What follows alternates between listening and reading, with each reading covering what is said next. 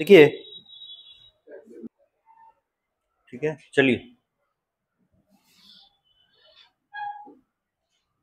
DNA of prokaryotic cell, इसमें दो जगह पे डीएनए पाया जाता है। They have two reasons of DNA placement. दो जगह इसमें डीएनए पाया जाता है। पहला है इन द क्रोमोसोम और दूसरा है इन द प्लास्मिड। अब ये नया टर्म सुनाई दे रहा है, प्लास्मिड, ये है क्या?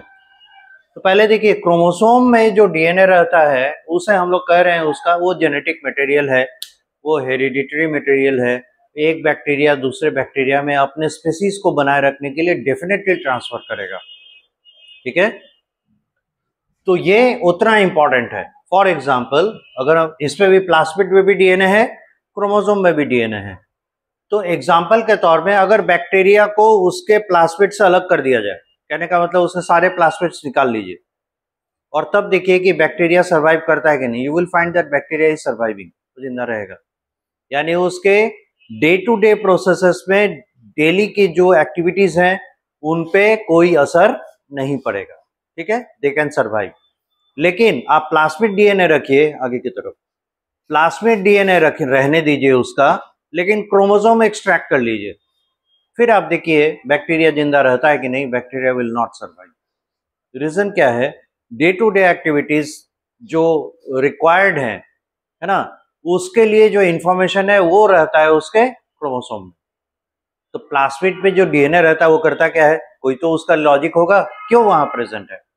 कहता है क्या? देखिए, हमारे दो तरह के काम होते हैं, एक होता है डेली वर्क, एक होता है एडिशनल वर्क।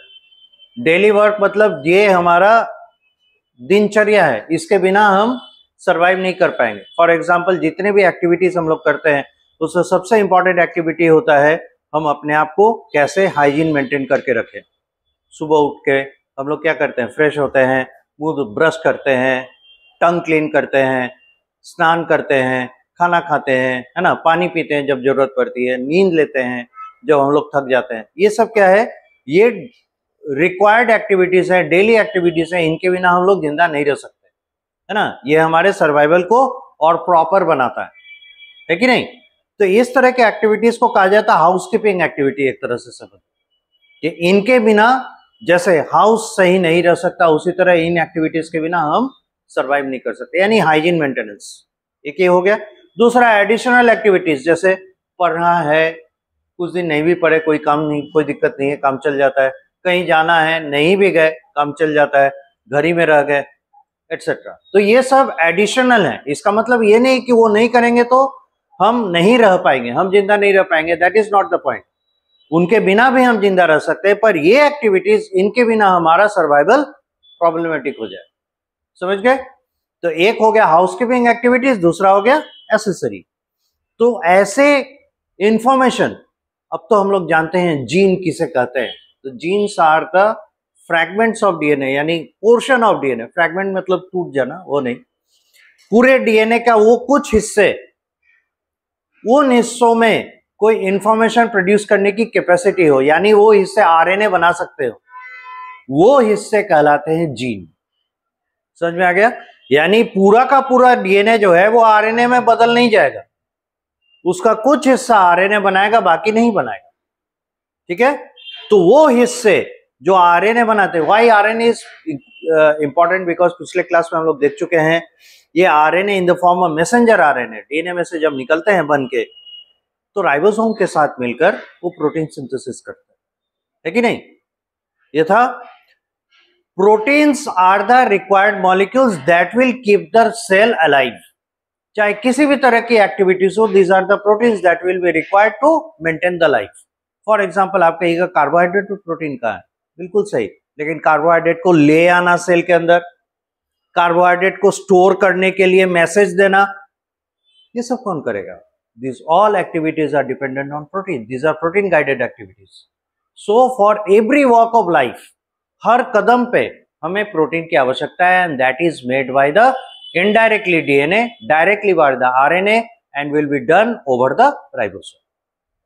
ठीक है, तो सेल को जिंदा रहने के लिए क्या चाहिए? प्रोटीन, और प्रोटीन को कोडेड मैसेज के रूप में रखा जाता है डीएनए में, जिसे सेल तक, सेल के प्रॉपर साइट तक पहुंचाता है एमआरएनए, मैसेंजर आरएनए, और मैसेंजर आरएनए को डिकोड करता है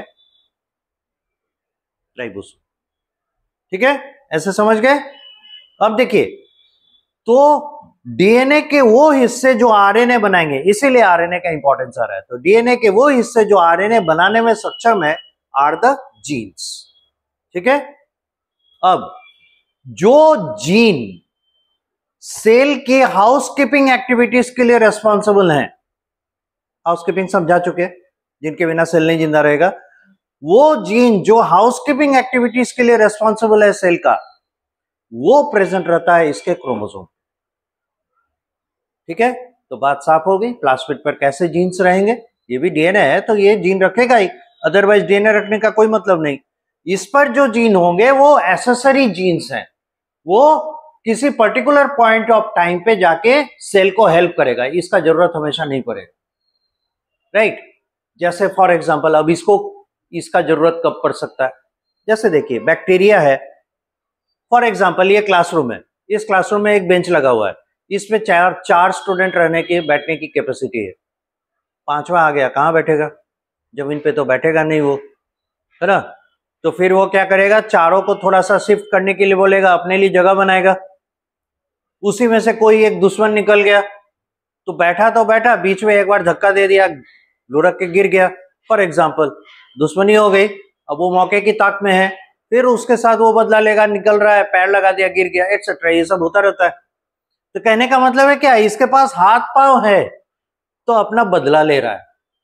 बैक्टीरिया कैसे बदला लेगा? अब बोलिएगा बैक्टीरिया अपने में लड़ेगा क्यों? हो ही सकता है ना, हवा के माध्यम से एक जगह से दूसरी जगह जा रहा है। कल के ही दो एग्जाम्पल ले लीजिए, एक हो गया लैक्टोबैसिलस और एक हो गया मान लीजिए कॉलेरा बैक्टीरिया। दोनों को अपने जगह पे रहना है ना, न्यूट्रिशन लेना है। अब कॉलेरा बैक्टीरिया और लैक्टोबैसिलस दोनों एक दूसरे के कांटेक्ट में आ गए because of air. Just imagine कीजिए, तो लैक्टोबैसिलस भी अपना कॉलोनी बना रहा होगा और कॉलेरा बैक्टीरिया भी अपना कॉलोनी बना रहा होगा। तो जब दोनों अपना कॉलोनी बना रहे हैं तो दोनों को न्यूट्रिशन चाहिए ना, न्यूट्रिशन चाहिए, अपने जगह से हिल नहीं सकता, वही सेम स्पॉट है और वहीं से न्यूट्रिशन लेना है। दोनों के बीच में कंपटीशन होगा कि नहीं होगा? ये वही बात हो गई, एक थाली तीन खाने वाले। तो जो ज्यादा कौर बनाकर हाथ लगाएगा वो ज्यादा खाएगा। एक समय तो ऐसा आएगा दूसरे को खाना नहीं मिलेगा, है ना, ये होगा। और जब खाना खत्म हो जाएगा तो जो खाना खा रहा था उसको भी नहीं मिल पाएगा, सभी परेशानी में होंगे, है ना। इसलिए क्या होता है, और ये लड़ाई न्यूट्रिशन के लिए ही होती है बैक्टीरिया में। तो हाथ पांव तो है नहीं, लड़ेगा कैसे? वो ऐसा केमिकल रिलीज करता है, वो केमिकल वॉर पे जाता है, ऐसा केमिकल रिलीज करता है तो अगल बगल के जितने दूसरे स्पीसीज के बैक्टीरिया हैं उनका ग्रोथ रुक जाए। और बैक्टीरिया का ग्रोथ रुकता है किससे? एंटीबायोटिक से। अब ग्रोथ रुकने का मतलब क्या है? डिवीजन रुक जाना, सेल डिवीजन रोक देगा। So antibiotics are what? These are growth inhibitors. अब इस बैक्टीरिया का मतलब, जो मान लेते हैं लैक्टोबैसिलस को हम लोग पॉइंट आउट कर रहे हैं, तो लैक्टोबैसिलस अगर टाइफाइड बैक्टीरिया का ग्रोथ ना रोके तो क्या वो जिंदा नहीं रहेगा? रहेगा। तो ये जो ग्रोथ इनहिबिटर वाला प्रॉपर्टी है, ये इसका क्या हो गया? एसेसरी। लेकिन फर्मेंटेशन करना ये इसका हाउसकीपिंग एक्टिविटी है। Without fermentation it will not survive, क्योंकि एनर्जी जनरेशन नहीं कर पाएगा, है कि नहीं। उसी तरीके से इसका दो तीन तरह के एक्टिविटी, मतलब कई एक्टिविटीज हैं जो कि इसको सर्वाइव करने के लिए जरूरी है, और कुछ है एडिशनल सपोर्ट के लिए जरूरी है। तो जो एडिशनल सपोर्ट के लिए जरूरी है, those genes will be placed over plasmid, and जो सर्वाइव करने के लिए हाउसकीपिंग एक्टिविटीज के लिए चाहिए वो रहेंगे क्रोमोसोम पे। अब ऐसा क्यों करता है? Why there is a distribution? इसलिए क्योंकि इसके उन जीन्स को कैरी करना एक ही क्रोमोसोम में, उससे क्या होगा, क्रोमोसोम बहुत बल्की हो जाएगा, बहुत बड़ा हो जाएगा, है ना। और क्रोमोसोम आप देखिएगा इसका रहता कैसा है, तो सर्कुलर, लेकिन पूरा उमेठा हुआ रहता है। तो जब उसको इमरजेंसी कंडीशन में इन मॉलिक्यूल्स को सिंथेसिस करना, एसेसरी मॉलिक्यूल्स को जो प्लास्मिड पर है, वो अगर क्रोमोसोम पे होते हैं, अगर उनका इमरजेंसी में जरूरत पड़ गया तो पहले क्रोमोसोम को खोलिए, है ना, सुलझाइए, सुलझाने के बाद फिर उसको अनवाइंड कीजिए, फिर उसमें से आरएनए निकलेगा। It will take time. लेकिन अगर ये सुलझा हुआ प्लास्मिड छोटे से सर्कुलर मॉलिक्यूल की तरह रहा, as and when required immediate इसमें से आरएनए बना ले। कौन आसान हुआ? इस तरीके से इन एसेसरी, है ना, प्रॉपर्टीज के जीन को प्लास्मिड पे रखना कि सबको घोलमट्टा करके क्रोमोसोम पे रखना, इसमें सेपरेट कर देना आसान होता है। तो ये इस लेवल पे स्पेशलाइजेशन शो करता है कि जो जरूरी है उसको क्रोमोसोम पे रखो, और वो जीन जो जरूरी नहीं है हमेशा, उन्हें प्लास्मिड पे रखो। So this is the logic behind कि बैक्टीरिया में एक्स्ट्रा क्रोमोसोमल डीएनए होते हैं जिन्हें प्लास्मिड कहते हैं। Now the term comes extra chromosomal DNA. ठीक है, तो हम लोग यहां पे इंट्रोड्यूस करते हैं in the chromosome the DNA present in the chromosome is chromosomal DNA.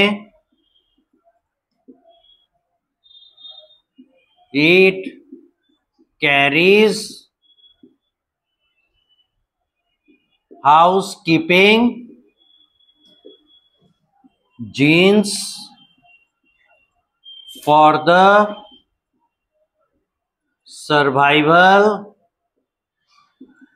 of the bacteria.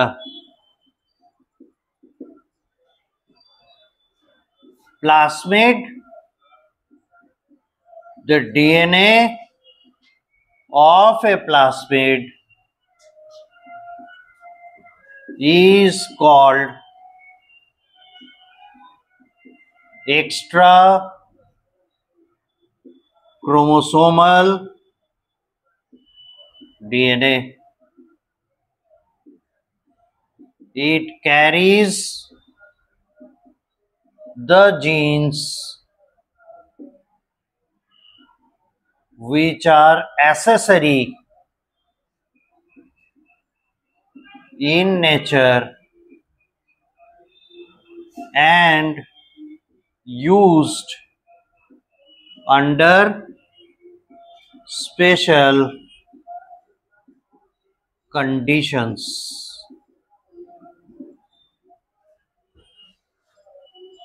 Further यहां तक कीजिए।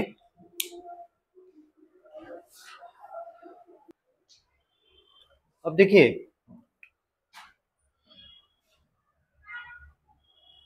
ये पहले पॉइंट पे हम लोग डालते हैं। सेकेंड पॉइंट पे हम लोग कहते हैं इसका डीएनए कैसे रहता है। The DNA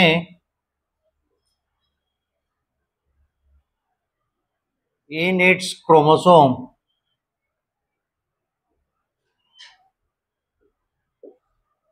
is a circular molecule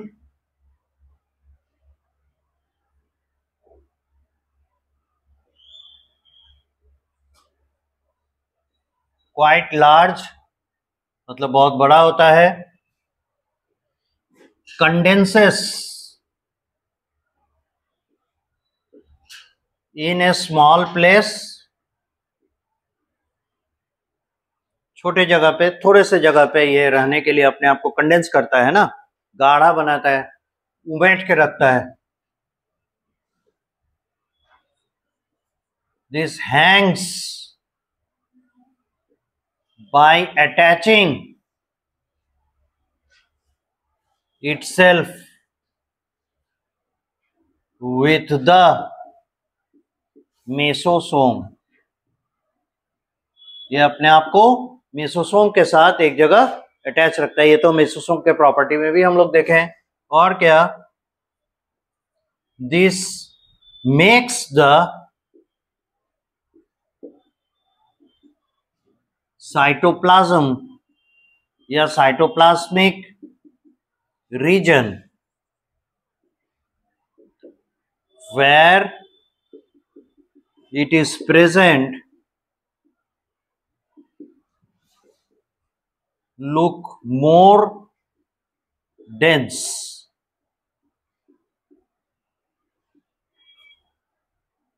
called nucleoid. यहां एक सेंटेंस पे कई बातें बता दी गई। पहला, ये cytoplasmic region where it is present, मतलब ये कहां पाया जाएगा, साइटोप्लाज्म में।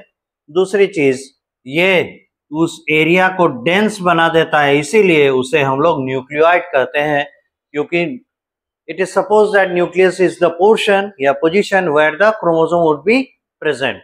सो इसका क्रोमोसोम जिस जगह पे है, एक्चुअली में न्यूक्लियस नहीं है बिकॉज इट इज अनकवर्ड, लेकिन जहां पे है वो न्यूक्लियस की तरह काम कर रहा है, इसीलिए उसे न्यूक्लियोइड कर रहा है।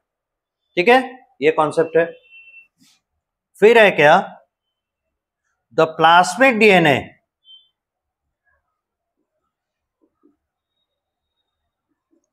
is a circular molecule.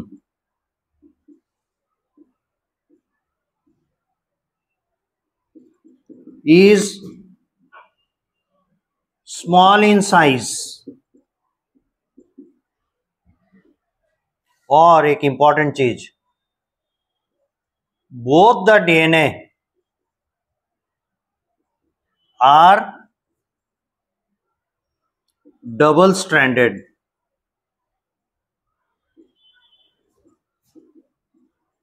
Circular molecule.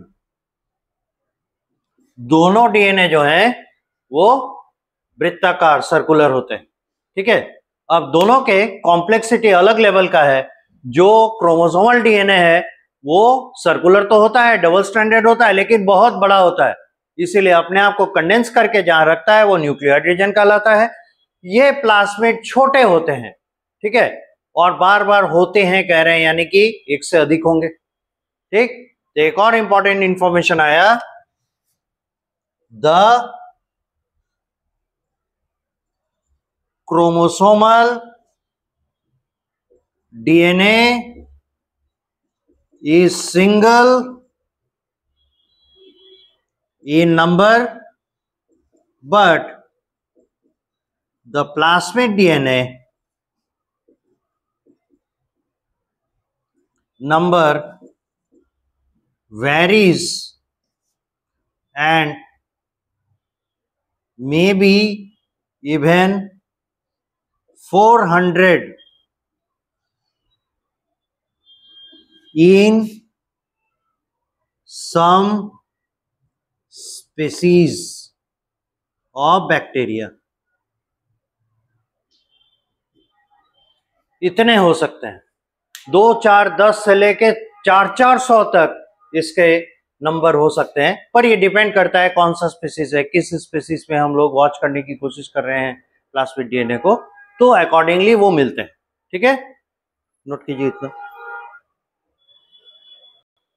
चलिए, so this is the end of prokaryotes. हम लोग बहुत प्रोकैरियोट पढ़े, अब आते हैं डेवलप्ड सेल्स की ओर। ये हैं यूकैरियोटिक सेल्स।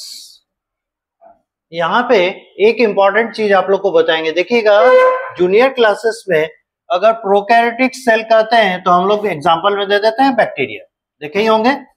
यूकैरियोटिक सेल में कहते हैं क्या, जिसके पास न्यूक्लियस है वो होंगे यूकैरियोटिक सेल्स। यहाँ तक ठीक है। जब एग्जाम्पल देने की बारी आती है तो हम लोग उसमें क्या करते हैं कि प्लांट सेल और एनिमल सेल का एग्जाम्पल देते हैं, राइट। तो हम लोग यहाँ पे भी देखेंगे यूकैरियोटिक सेल्स में प्लांट सेल्स और एनिमल सेल्स ही हैं।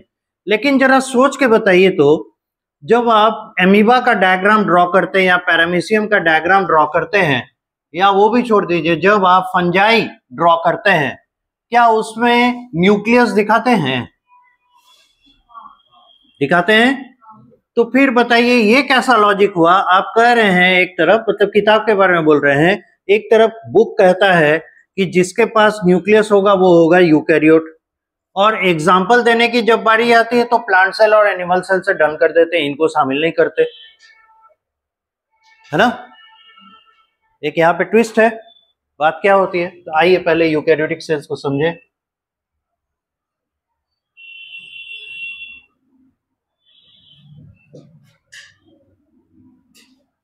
देखिए डेवलपमेंट जो हुआ, हम लोग क्लासिफिकेशन पढ़ चुके हैं, है ना, डाइवर्सिटी ऑफ द ऑर्गेनिजम्स, जिसमें R.H. व्हिटेकर को क्रेडिट जाता है कि उसने क्या, उन्होंने हमारे सामने सबसे अच्छा मेथड ऑफ क्लासिफिकेशन प्लेस किया, जिससे हम लोग ऑर्गेनिजम्स को 5 डिफरेंट कैटेगरीज में डिवाइड करते हैं। यानी पूरी दुनिया में 5 तरह के ऑर्गेनिजम्स हैं। एक हो जाएगा मोनेरा, एक हो जाएगा प्रोटिस्टा, फंजाई, प्लांट और एनिमल, ये 5 तरह के ऑर्गेनिजम्स होते हैं। तो देखिएगा प्रोटिस्टा, फंजाई, प्लांटी और एनिमेलिया, ये 4 किंगडम्स है ना, इन्हें कहा जाता है यूकैरियोटिक किंगडम्स।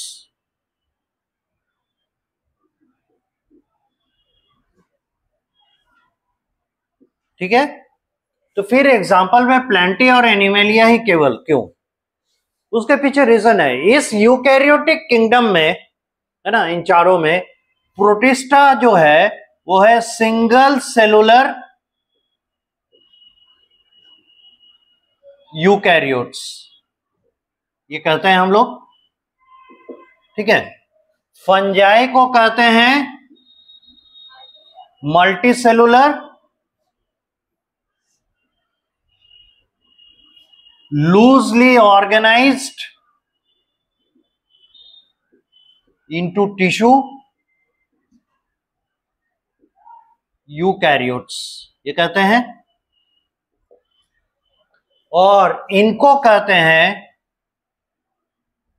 प्लांट को कहते हैं multi cellular organ level organization eukaryotes, ये कहते हैं। और एनिमेलिया के लिए कहते हैं multi cellular organ system level organization eukaryotes. देखिए ग्रेडेशन है, कितना बेहतरीन, है ना। तो इसीलिए क्लासिफिकेशन आपके एनसीईआरटी बुक में पहले यूनिट के तौर पे लाया है। वो ये मान के चल रहा है कि हमारे पास सेल और टिश्यू का अच्छा नॉलेज है, लेकिन 9th और 10th में उतना ज्यादा हम लोग होशियार नहीं होते, इसलिए उसके इंपॉर्टेंस को नहीं समझ पाते। इसीलिए हम लोग इनको थोड़ा बाद में समझते हैं, क्योंकि सेल और टिश्यू का इंपॉर्टेंस पहले समझ लेना होता है, लाइक दैट। ओके, सो ये एक्चुअली इस तरीके से ऑर्गेनाइज्ड है। अब बात अभी भी वही रह गई कि ये सभी तो यूकैरियोट पर एग्जांपल में क्यों नहीं लाते। देखिए प्रोटिस्टा और फंजाई, इनका जो क्रोमोसोम होता है ना, chromosomes are enclosed in nucleus, so covered and not naked, but are not organized with the help of a special protein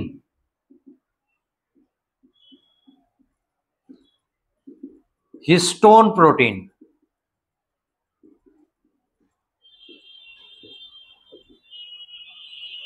ये एक खास बात है कि प्रोटिस्टा और फंजाई का जो क्रोमोसोम होता है वो रहता तो है न्यूक्लियस के अंदर, कवर्ड है, डिफाइंड एरिया में है, लेकिन उसे ऑर्गेनाइज करने के लिए इनके पास प्रोटीन हिस्टोन नहीं होता।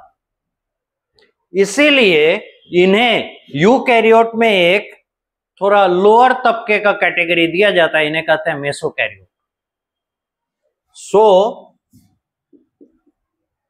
they are called as mesokaryotes. Eukaryote तो हैं लेकिन निचले तबके के, और इन दोनों को Plantae and Animalia, their chromosomes are organized with histone protein usage in the nucleus. So they are true eukaryotes. और इसीलिए हम लोग यूकैरियोट के एग्जाम्पल में प्लांट और एनिमल को प्लेस करते हैं, इनको नहीं करते क्योंकि ये मेसोकैरियोटिक कैटेगरी में आते हैं। तो हमें भी पढ़ना है यूकैरियोट सेल, इसलिए यूकैरियोटिक सेल में हम लोग पढ़ेंगे प्लांट और एनिमल के सेल्स के बारे में, इनको डिस्कस नहीं करेंगे। समझ में आ गई बात? ये आप नोट करें, बहुत इंपॉर्टेंट है, ये इंफॉर्मेशन जानना जरूरी है। That will be better. Now eukaryotic cell को हम लोग ऐसे ही इंट्रोड्यूस करते हैं, ठीक है, how it is. Now see the important parts of any eukaryotic cell, is the plant cell और द एनिमल सेल। तो किसी भी सेल के लिए सबसे इंपॉर्टेंट हिस्सा क्या हो जाता है? उसका जेनेटिक मटेरियल, है कि नहीं?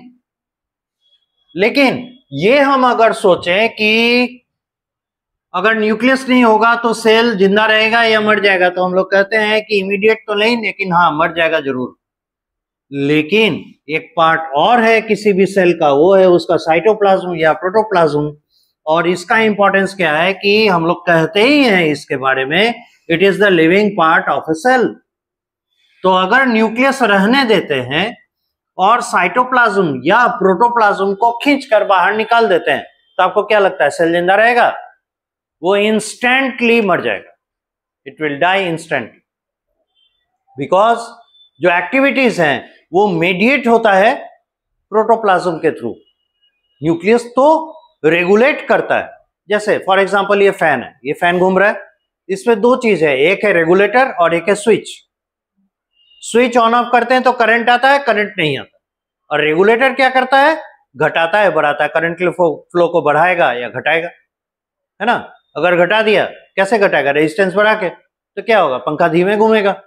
और रेजिस्टेंस कम कर दिए, करंट ज्यादा फ्लो कर रहा है, पंखा तेज घूमेगा। तो अगर हम रेगुलेटर निकाल दे तो फैन नहीं चलेगा क्या? चलेगा। लेकिन स्विच निकाल दे और रेगुलेटर घुमाते रहिए, फैन चलेगा। The same logic applies to the protoplasm and the nucleus, ठीक है? The living part of the eukaryotic cells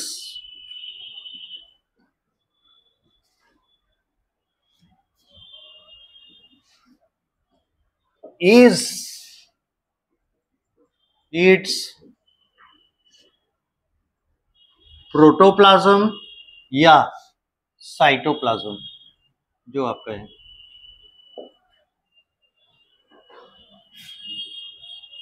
The regulatory part of the eukaryotic cell is its nucleus.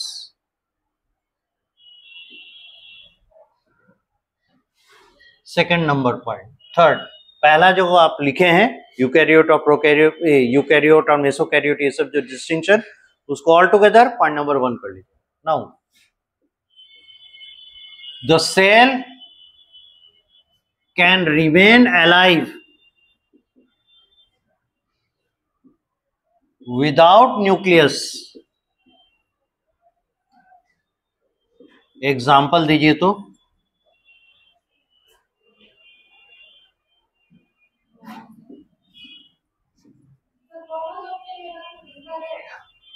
वही तो पूछ रहे हैं, एग्जाम्पल है कोई?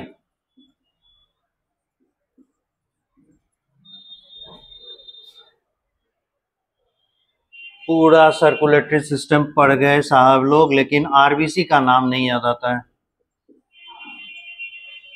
क्या न्यूक्लियस होता है? नहीं ना। लाइफ स्पैन 120 दिन है ना। प्लांट सेल में बताइए।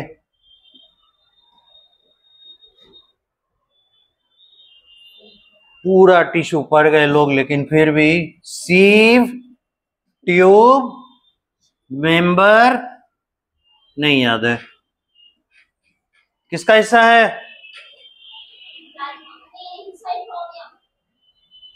बोलने में नहीं आता है। फ्लोएम। फ्लोएम टिश्यू क्या करता है? फूड सप्लाई यानी ट्रांसपोर्ट, और वैस्कुलर बंडल का हिस्सा है। हमारे पास एग्जांपल्स हैं कि बिना न्यूक्लियस सेल जिंदा रह सकते हैं, और रह के दिखा रहे हैं, है ना। But without protoplasm the cells can't remain alive. Example of some dead cells. Human body. बता सकते हैं ह्यूमन बॉडी के कौन से हिस्से हैं जहां पे ऐसे सेल्स पाए जाएंगे जो डेड हैं? ह्यूमन बॉडी एनिमल में आएगा ना।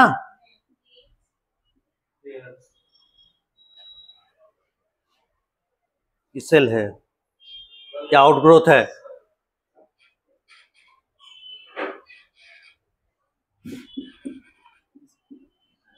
Top layer of our skin, ये डेड होता है। हाँ, रीजन इसके साइटोप्लाज्म में 40 से 50% एरिया केराटिन प्रोटीन ले चुका होता है, इसलिए वो वर्चुअली डेड हो जाता है। समझ गए? इसीलिए केराटिनाइज्ड एंड नॉन केराटिनाइज्ड दो तरह के टिश्यू नहीं पढ़ाते, कंपाउंड एपिथेलियम नहीं पढ़ाए हैं। हाँ, तो ये सब बात क्यों नहीं याद आ रहा है?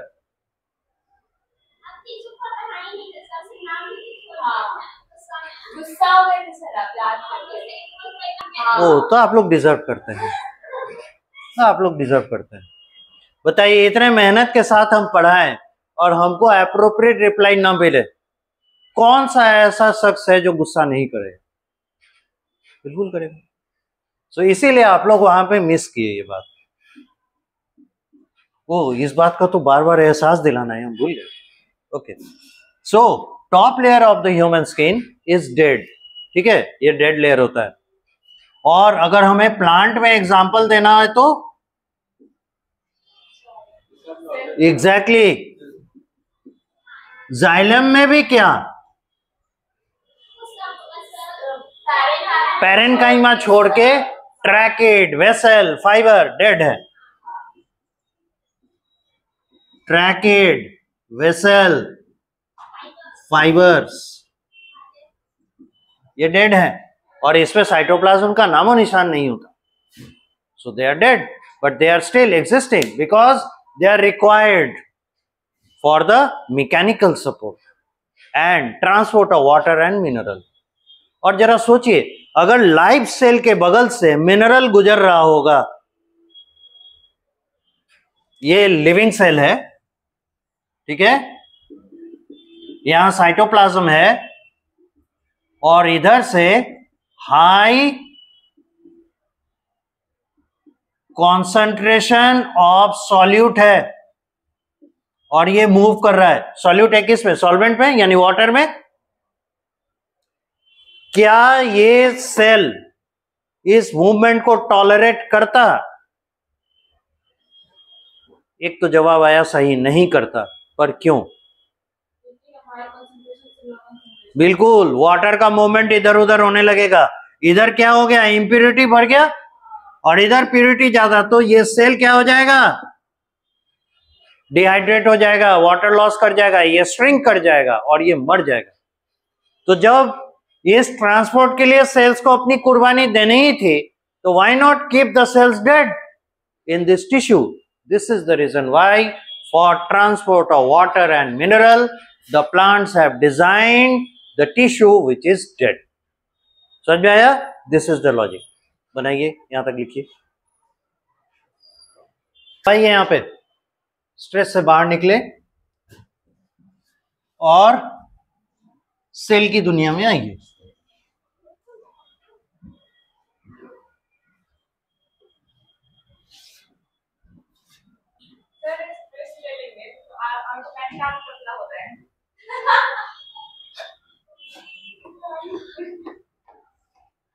हर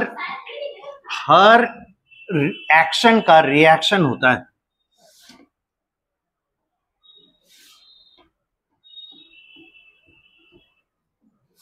अब यहां देखिए,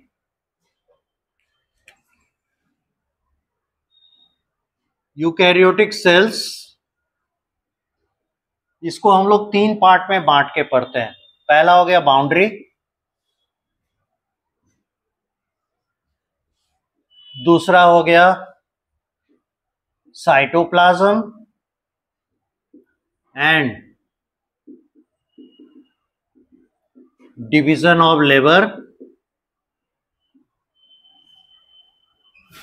तीसरा पढ़ते हैं न्यूक्लियस। और याद कीजिए, तो हम लोग जो प्रोकैरियोट को पढ़े हैं उसको भी तो इसी तरीके से पढ़े, बाउंड्री पढ़े, उसके बाद साइटोप्लाज्म के बारे में पढ़े, देन लास्ट में हम लोग, उसमें तो न्यूक्लियस नहीं है पर DNA in the form of chromosome और एक्स्ट्रा क्रोमोसोम डीएनए, उस तरीके से हम लोग पढ़े। इसको भी स्टडी करने का हमारा यही 3 पैटर्न रहेगा। Now come to the boundary. Boundary of eukaryotic sales.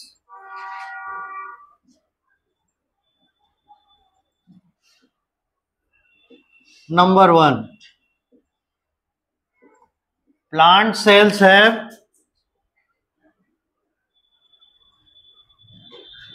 boundary, cell wall plus plasma membrane. Animal cells क्या कहेंगे बाउंड्री में, कहेंगे पक्का प्लाज्मा मेम्ब्रेन, लेकिन यहां जान लीजिए plus outside plasma membrane ECM is present and inside plasma membrane CS is present. अब ये क्या है, ये जो ECM है इसे कहते हैं एक्स्ट्रा सेल्यूलर मैट्रिक्स, और ये CS है साइटोस्केलेटन, और साइटोस्केलेटन is present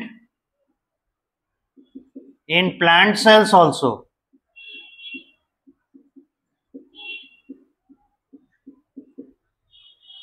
ECM उतना ज्यादा डिफाइंड नहीं है, उतना ज्यादा एलाबोरेट नहीं है जितना कि एनिमल सेल में होता है। तो इसलिए ये सोच के चले, अब तक हम लोग जो जानते हैं कि प्लाज्मा मेम्ब्रेन ही इसका एकमात्र बाउंड्री है, ऐसी बात नहीं है। इसे सपोर्ट करने के लिए एक मैट्रिक्स होता है सेल के बाहर, इसीलिए नाम पड़ा एक्स्ट्रा, सेल के बाहर है तो एक्स्ट्रा हो गया, सेलुलर सेल का मैट्रिक्स, सेल के बाहर का मैट्रिक्स, मैट्रिक्स यानी सतह। So this prevents the cell to get damaged immediate, ठीक है। और अगर ये नहीं होता तो हम हाथ से कोई काम, भारी काम नहीं कर पाते, क्योंकि सेल्स आपस में जुड़ते हैं एक्स्ट्रा सेलुलर मैट्रिक्स के मदद से। और यही जब जुड़ाव खत्म हो जाता है, डैमेज हो जाता है, चाहे किसी कारण से, एक्स्ट्रा सेलुलर मैट्रिक्स या साइटोस्केलेटन, ये देखेंगे कैसे ये बिने हुए रहते हैं, अगर इसका वीविंग डिस्टर्ब हो जाए इट बिकम्स कैंसर। तो एनिमल सेल्स में स्पेशली हम लोग मैमल्स की बात करें, अगर ह्यूमन की बात करें, इसमें कैंसर जो होता है तो इन्हीं में एक्स्ट्रा सेलुलर मैट्रिक्स और साइटोस्केलेटन में मॉडिफिकेशन आता है due to hereditary cause. Hereditary मत कहने का मतलब है क्रोमोसोमल कॉज, ज्यादा बेटर टर्म होगा, ड्यू टू क्रोमोसोमल कॉज। तो क्रोमोसोम में गड़बड़ी के कारण इनके और इनके कॉन्स्टिट्यूएंट में गड़बड़ी हो जाती है, और उसके बाद क्या होता है, सेल फ्री हो जाते हैं, है ना। सेल जो एक साथ एक दूसरे के साथ जुड़े हुए हैं वो एसोसिएशन लॉस हो जाता है और ये एवर डिवाइडिंग सेल में कन्वर्ट कर जाता है। तो जब एवर डिवाइडिंग सेल हो जाएगा then it will never die. ये इसका कैपेसिटी टू डेथ जो है वो सरपास कर जाता है और वो मरना नहीं चाहता, अमर हो जाता है, and that condition is called cancer. ठीक है, दिस इज इट। और ऐसा क्यों जरूरी है, why the animal cells should die after certain time, because we are designed in a way that we have a definite body plan, but in the plants there is no definite body plan, that is why they can grow till they are alive. अभी कुछ दिन पहले एक African origin का पेड़ का पता चला है, जो कि बिहार में कहीं पे है, हम एरिया भूल रहे हैं, उसकी उम्र 999 ईयर्स है। तो अब तक तो हम लोग जानते थे 1000 साल से पुराना एक बरगद का पेड़, है ना, क्या कहते हैं, नेशनल बॉटनिकल गार्डन कलकत्ता में है, और वो इतना इंपॉर्टेंट, मतलब इतना द्रष्टव्य है, इतना देखने लायक है कि उसका जो मेन स्टेम है ना, वो सड़ चुका है, उसमें कीड़ा लग गया, इसलिए उसको काट के हटा दिया गया, and it is holding itself with the help of its prop root. Adventitious root पर आए थे ना मॉर्फोलॉजी ऑफ फ्लावरिंग प्लांट्स में, तो उसका, उस बैनियन ट्री का पूरा वेट उसके प्रॉप रूट के ऊपर है, और जितना बड़ा एरिया है उसको पूरा चारों तरफ से घेर के रखा हुआ है ताकि कोई उसे डैमेज नहीं पहुंचाए, और अभी भी वो अलाइव है, उसके लीव्स नए आ रहे हैं, दिस शोज। फिर एक और है इस तरह का पीपल का पेड़ है, बोधि ट्री जिसे हम कहते हैं, वो भी 1000 साल होने जा रहा है या शायद उससे उसी के आसपास होगा, और उसमें नए पत्ते अभी भी आ रहे हैं, यानी कि ये अभी भी हेल्दी है। So plants can live until there is no any plants, मतलब ट्रीज जो पेरिनियल प्लांट्स हैं, पेरिनियल ट्रीज हैं जो साल दर साल रहते हैं, they can live alive until there is no natural calamity affecting them। जब तक उसे कोई एक्सटर्नल एजेंट आके डिस्टर्ब नहीं करे वो जिंदा रह सकते हैं, पर एनिमल्स के साथ ऐसा नहीं है।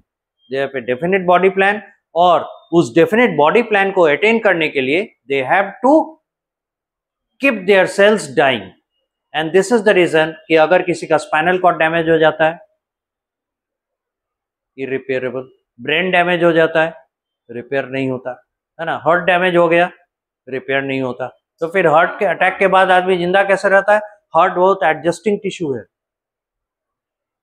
जैसे फॉर एग्जांपल अगर हार्ट अटैक के कारण एसए नोड डैमेज हो गया तो हार्ट को तो खत्म हो जाना चाहिए। क्या होता है कई बार कि एसए नोड अगर वीक पड़ रहा है तो उसके वेंट्रिकल जो है, वेंट्रिकल के वॉल के मसल्स, वो धीरे धीरे धीरे धीरे अपने आप को एसए नोड की तरह कन्वर्ट कर लेते हैं और वो अपने कॉन्ट्रैक्शन सिग्नल खुद जनरेट करने लगते हैं। This is adaptation in them. तो इसीलिए कहते हैं heart is a unique tissue, unique organ that borns before our birth and with its death we die. आप पढ़ेंगे 12th में पहला यूनिट, उसमें ह्यूमन का ऑर्गेनोजेनेसिस पढ़ेंगे।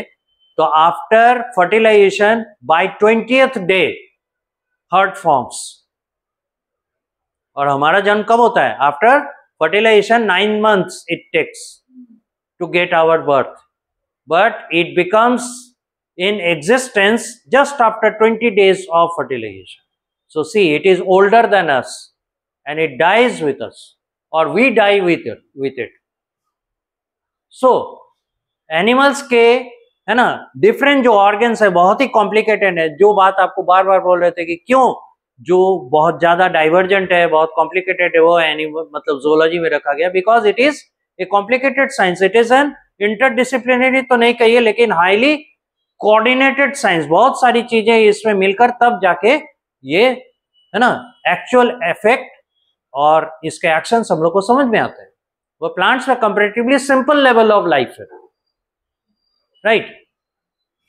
तो ये इंपॉर्टेंस है एक्स्ट्रा सेलुलर मैट्रिक्स और साइटोस्केलेटन का, कि ये प्लाज्मा मेम्ब्रेन को एटलीस्ट एक सपोर्ट देता है ताकि डेली वेयर एंड टियर में वो आसानी से डैमेज ना हो जाए and it can survive.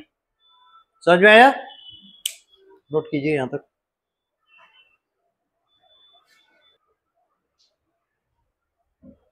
So there is lot to learn, बहुत सारी चीजें हैं, इतना छोटा बायोलॉजी नहीं है जो हम लोग पढ़ते हैं।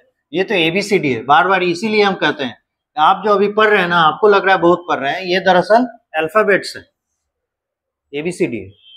अब आगे देखिए, सेल वॉल किसमें होगा? प्रेजेंट इन यूकैरियोट में, प्लांट सेल्स। कितने पार्ट्स होते हैं? Primary, secondary, tertiary, cell wall. ठीक है, अब इसका डेवलपमेंट हिस्ट्री देखिए।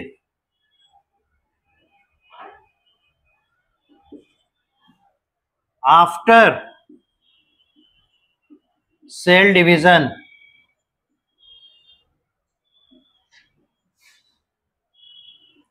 of a plant cell, cell plate forms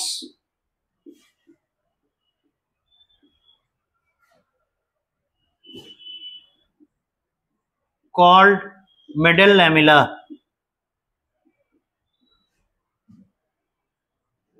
ठीक है, इनर टू इट, इसके अंदर के तरफ, inner to it primary cell wall develops.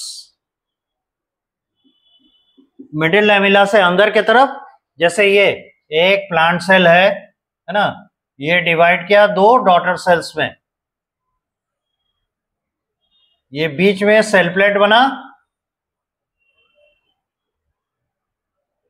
ठीक है, अब क्या होगा, इस सेल प्लेट के अंदर के तरफ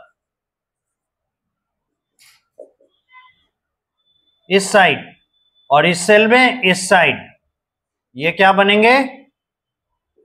प्राइमरी सेल वॉल। यही लिखा गया है, inner to it primary cell wall develops. उसके बाद क्या होता है,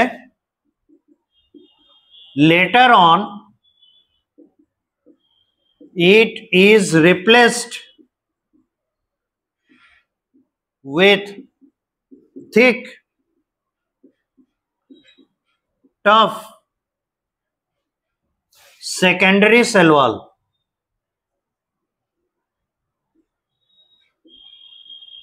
ये कहने के लिए कहते हैं, लेकिन एक्चुअली में क्या होता है, इसके ऊपर डिपोजिशन जब बढ़ेगा तो ये इतना थिक हो जाता है, now it is called as secondary cell wall. ठीक है, क्योंकि ये बाद में बने because of modification in the primary cell wall. ठीक है, और ये देख रहे हैं आउटग्रोथ इसका जो है, ग्रोथ किस तरफ हो रहा है? अंदर की तरफ। और आपको क्या लगता है खाली इधर ही सेल वॉल बनेगा? इधर भी तो बनेगा, इधर भी तो बनेगा, इधर भी तो बनेगा, इधर भी तो बनेगा। इस तरह से क्या होगा, इसका एरिया जो है धीरे धीरे घटने लगेगा। तो जब सेकेंडरी सेल वॉल बन जाता है तो सेल वॉल का थिकनेस बढ़ने के कारण साइटोप्लाज्म के लिए एरिया कम बचता है, और उसी में अगर टर्शियरी सेल वॉल बन गया तो साइटोप्लाज्म के लिए बिल्कुल एरिया नहीं बचता, और उसके बाद इवेंचुअली सेल डाइज, जो कि हम देखते हैं जाइलम के ट्रैकेट्स, वेसल्स, है ना, उनमें फाइबर्स में, फ्लोएम के फाइबर्स में, यही सारी चीजें होती है। समझ में आया किस तरीके से सेल वॉल का ऑर्गेनाइजेशन हो रहा है? यहां तक नोट करें।